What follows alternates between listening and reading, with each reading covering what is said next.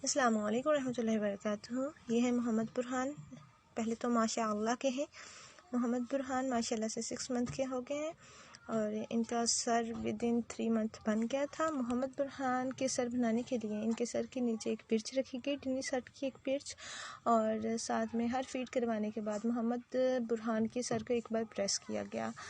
और इसके अलावा इन्हें विटामिन डी के ड्रॉप डेली बेसिस पर दिए गए। इसके अलावा इनके सर के ऊपर कोई एफर्ट नहीं की गई। तो विटामिन डी के ड्रॉप पिलाने से एक तो हड्डियाँ मजबूत होती है, दूसरा हड्डियों की प्रॉपर शेप चली जाती है।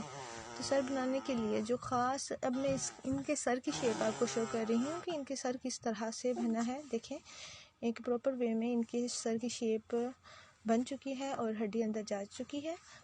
और बस विटामिन डी का ड्रॉप बच्चों को पिलाते रहें और सर को ऊपर से प्रेस करें। जज़ाकल्लाहु खैरन कसीरा।